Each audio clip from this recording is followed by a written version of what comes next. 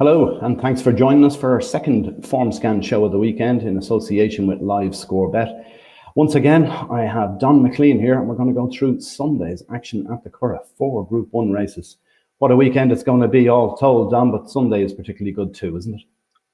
Yeah, no, great day at the Curragh, Vincent. It always is. And yeah, we come to Sunday morning, we've already got Saturday down. 9 races at Leopardstown and then on to the Curragh, 4 Group 1 races at the Curragh. So yeah, it should be a cracking day. Yeah, well, let's get stuck into it. We'll have a look now. I just get the cards up here for Sunday because we were previously looking at Saturday at Leopardstown and Doncaster. So we'll go into Sunday. And the first big one, I think, is the Moyglare. Now, this is interesting, isn't it? 5 runners, 4 of them by Frankel. And it's a cracking little race. Look, we just hope all 3 Aidan O'Brien horses run here because it'll make a race of it. You'd hate to think we'd be down to less than 5. What did you make of this one, Donn? Yeah, you had to be a fan of Bedtime Story after what she did in the Chesham Stakes. She was just, it was one of the performances of the year so far, definitely visually. She hasn't been as impressive in her next 2 runs, but I think, it's not really surprising. You can't do that every day. And in terms of longevity and moving through the season, it's not surprising that Aidan O'Brien is just training her to continue her progress. And they're good stepping stones through the season with juvenile fillies, the Silver Flash Stakes, the Group 3 race, then the Debutant of Group 2, and then the Moyglare Group 1. So they're the steps she's taken. She was good in winning at Leopardstown. Probably wasn't as impressive last time in winning at the Curragh. The Debutant Stakes beating her stable companion again, exactly. But she was good, and it always kind of looked like she was going to get there, and you can see her taking a step forward again from that. Great that Lake Victoria's taken a chance as well, because she was good, battled on well to beat Red Letter, and then went back to Newmarket, won the Sweet Solara Stakes. So I'm sure if she was going to take a chance. So she's in it. So I'm sure, hopefully, she's going to go and run, and she adds a dimension to it that I didn't think would be there at the start of the week. But Red Letter, she's a really interesting filly of Geraldines. She was only just beaten by Lake Victoria on her debut. Then she obviously stepped forward from that. She was impressive in winning that, the maiden at the Curragh, and Ballet Slippers, Aidan O'Brien's filly, finished 3rd. She went and won at Ascot next time, so that form was enhanced. So yeah, she's in it. Could be to give time to most about. That's what I think. Yeah. I think this is the one. This is actually, I'm going to say it early, this is my nap of the day on Sunday, is Red Letter. Really fancy this. I really liked her the first day. I thought the first day against Lake Victoria, it was a cracking run. They had good money on her that day too. There was lots of stable confidence behind her. Went off 5-2 joint favourite at the time. Geraldines wasn't exactly setting the world alight with his runners at that stage, but back in June. But it was a very good performance. Was the one to take out of the race, even though she finished second, beaten ahead by Lake Victoria. Lake Victoria had stolen a bit of a march on her, and she came out of the pack. Really nice run. And then she franked what I expected her to do the next time. 4 1/4 length winner from one of Ross O'Sullivan's, which he thinks a good bit of, Indigo Dream as well, which I think runs over the weekend too at Leopardstown. I fancy her because I think Bedtime Story is just, plateaued out a little bit perhaps. Last couple of runs, as you say, they can't keep producing the sort of performance she produced in Royal Ascot. But at the same time, you just wonder, have we seen, is that as good as she is? Whereas I think there's unbelievable potential with both Lake Victoria and Red Letter. So I wouldn't be at all surprised to see one or both of them improve past Bedtime Story. But be interesting to see here, because the one thing about Bedtime Story is started 1-16 favourite the last twice. Will not be that sort of price here. Will potentially be a shade of odds on, perhaps. What do you think? How would you bet this, Donn, if you had to? Yeah, I think that's right. She'd probably be odds on. And I think it's right that she should be favoured. Like, obviously that maybe on a Chesham run that goes without saying, but I kind of take a slightly different view. I think that maybe after the Chesham, Aidan O'Brien just let her down a little bit, and I was building her up again. You may be right. It may be that she put up that impressive performance at Royal Ascot and hasn't reached that level since. But I think there's a reason for that. I think she's building up again. So it's fascinating to see how that's going to go. Great that Simmering is over as well from Ali Sangster, and the Princess Margaret winner from Ascot and King George weekend, and then went and won the Group 2 race at Deauville last time. So it's good that she's over. She adds another dimension to it for Al Shakab Racing. And Exactly is back there again. I'm sure she's sick of seeing the sight of Bedtime Story or Stable Companion, but No, like I like you. I'm really looking forward to seeing Red Letter again. I'm looking forward as well to seeing Bedtime Story again. I think it could come down to the two of them, and it's just a case of whether Bedtime Story can improve again from her win in the debutante stakes last time, because I think it's almost certain that Red Letter, all things being equal, that she's going to come forward again. Yeah, great stuff. All right, we'll move on. We have so much to get through here. Now, this is interesting in lots of ways, as usual. The Flying Five, Group 1 over 5 furlongs. Usually it's won by a British trained horse.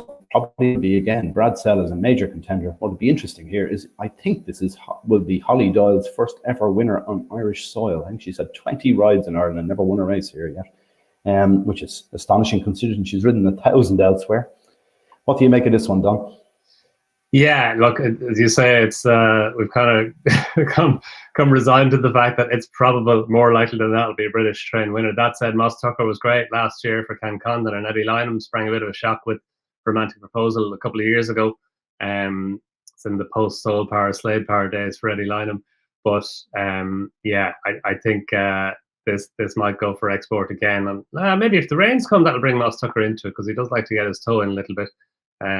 So yeah, hopefully it rains a wee bit for him. But Bradsell was very good the last day in the Nunthorpe Stakes. Holly Doyle was great on him, just kicked him clear in the far side, and he went on to win well. I just think that Believing might get a bit closer to him this time. She was only beaten 3 parts of a length in the end by him. She raced on the near side. She was installed 13 towards the near side, and we knew all week at York it was a positive to be on the far side from a low draw on the straight track, and actually four of the first 5 home in the Nunthorpe were drawn 8 or lower. Believing was the only one who was drawn higher than 8. She was drawn 13, and she finished second, only beaten 3 parts of a length. The other thing is Bradsell was beaten twice here at the Curragh. He was well beaten in the Flying Five last year, and he was beaten as a juvenile as well. Whereas Believing, she's only run once at the Curragh, and she was really impressive in winning the Sapphire Stakes, a Group 2 race earlier this year. So I think all of that into the mix, Vinny. I thought she did well to overcome the draw the last day, or to run as well as she did from her draw. I think that allied to her course form, the fact that she just continues to be in fantastic form. Look, you can see why Bradsell is favoured. He's a Nunthorpe winner, but I think at the Curragh, where Believing has proven that she can be as good as she has been, I think she could reverse placings with him. And just interestingly here, we've 18 runners. What about the draw? Because Believing is in stall 1, which will be on the far side on the Curragh. And where's Bradsell drawn? Let's have a look. 14, which is going to be a lot nearer the stand side. It's hard to know where they're going to come up here, is it? Yeah, it depends what the weather does as well, Vinny. Generally on the straight track at the Curragh, you want to be more near side than far side. That said, we've seen instances when, the far side has come to the fore. Everyone says it all the time. A lot depends on where the pace is. But I suppose, given a choice, you'd probably prefer to be drawn high towards the near side. Believing's in stall 1.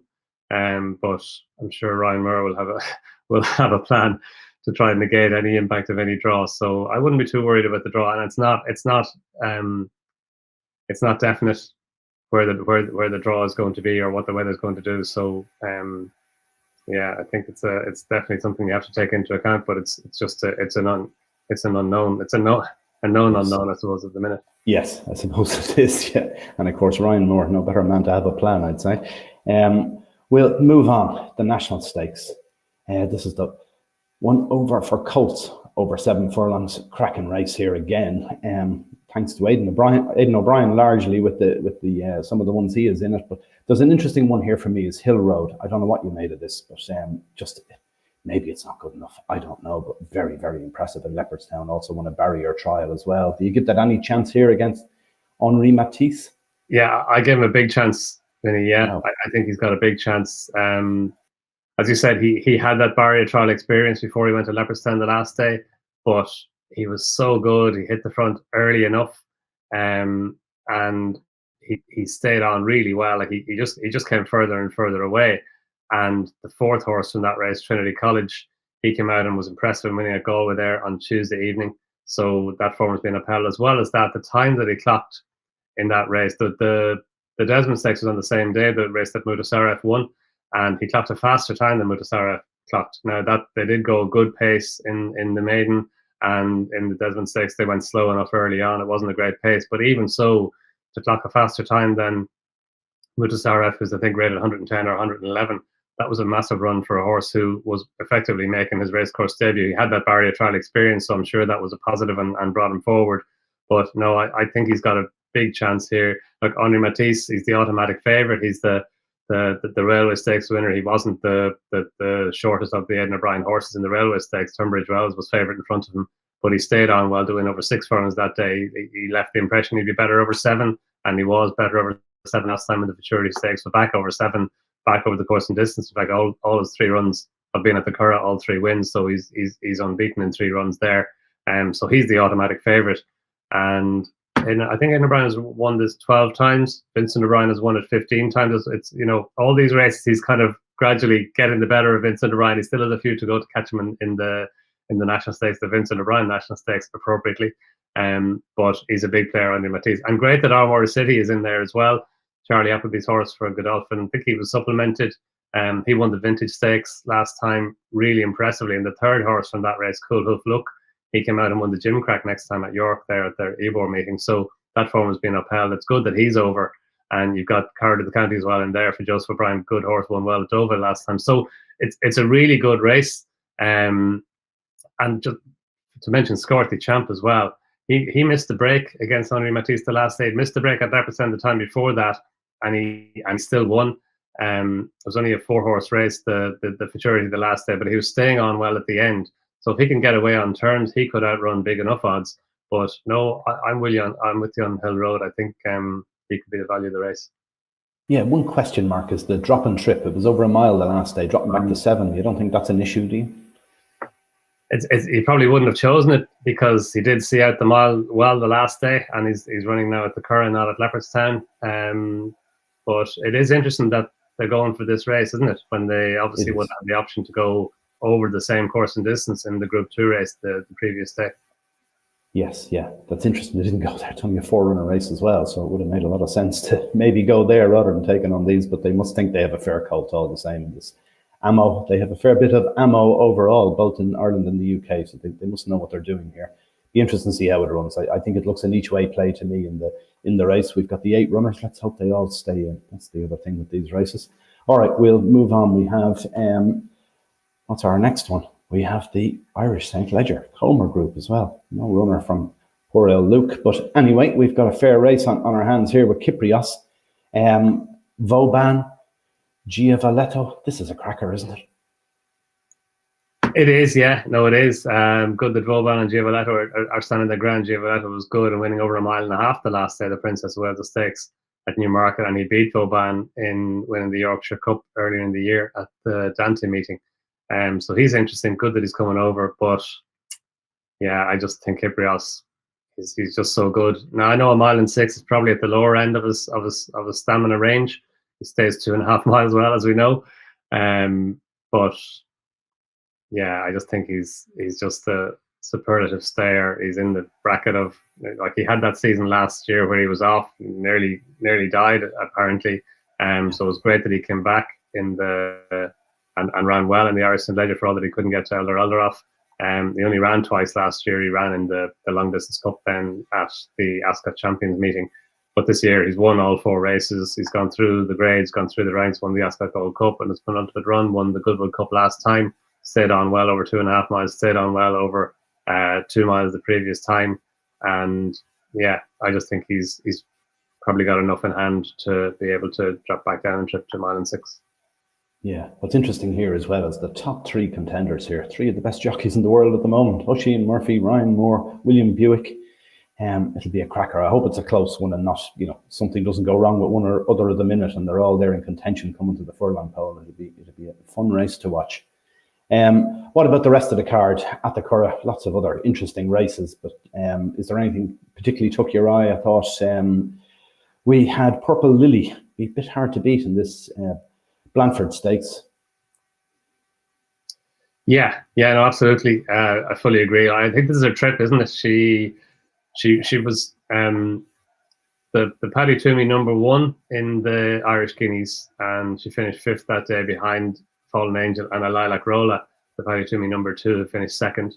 And so that day, kind of thought maybe she'd be better over further than a mile. She ran in the Irish Oaks next time and ran well to finish 3rd behind You Got Me, and you kind of thought she might be better over a wee bit shorter. So this 10 furlong trip is probably her optimum. Paddy Toomey is lucky enough to go down and see Paddy Toomey during the week, and like his horses they're in tremendous form. At Beechwood, she was a really impressive winner there the other day at Galway, wasn't she, in the Oyster Stakes?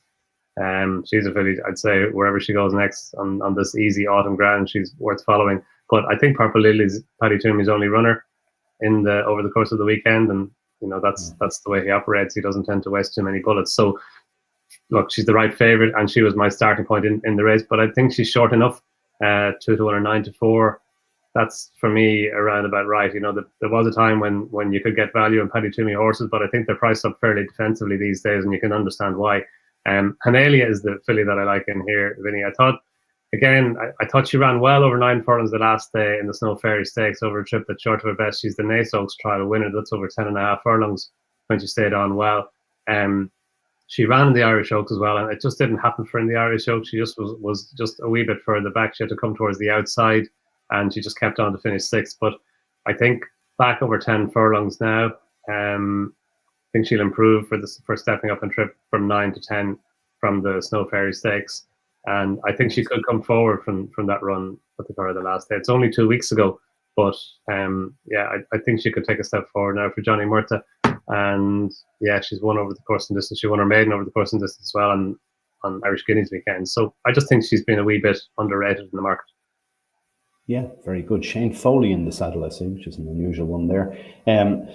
Interesting race. What anything else take your fancy on the day? I thought there was one. I don't know what to make of this. I say this all the time. These sales races, Tattersall's Ireland sales race. I don't know whether this is a good advertisement for Tattersall's or isn't. $250,000 in prize money, but we've horses in here they're barely worth feeding. One would have said some of them. We've horses rated 51, 54. There's another one here hasn't got a rating. Run Maggie Run. Sure, that'll be 10,000 to 1, will it? What do you make of that? Is that a sort of race you'd bet in? Would you consider it as a betting proposition? Rarely, I'd say. No, rarely. No, it's look, these sales races, they have their place, I suppose, in the calendar, and you can see why the sales companies do them, a good promotion, and it is the opportunity for people to go and buy a relatively cheap horse and win a lot of money. Like, it's what, 130 grand for the winner, so it's a big pot. Yeah, massive money, isn't it? Yeah, it is a bit of an anomaly on Irish Champions Weekend, isn't it? Yeah, absolutely. So, give me what is your nap of the day on Sunday? Nap of Sunday at the prices, Hanelia. I just think she's overpriced in the Blandford Stakes. Yeah, very good. I'll go with Red Letter. I think could be overpriced too. I hope so. Anyway, I haven't seen betting on it yet, but I'm hoping it'll be overpriced at about 4 to 1, and we'll be able to have a little go there to take on Bedtime Story. Anyway, that's it from us. We've gone through both days of the weekend. We're going to have separate shows. This is obviously the Sunday version. If you're watching this on Saturday or Friday evening, you can go and have a look at the other one as well, our preview to Saturday's racing. Don, thanks very much for going through everything with me. Some really knowledgeable stuff there. And if anyone is having a bet, do gamble responsibly. Make sure to subscribe to our channel as well if you haven't done already. And have a great weekend. And we'll be back again next week with a similar show, and Emma Nagle will return in the hot seat. Thanks, Don. Bye for now.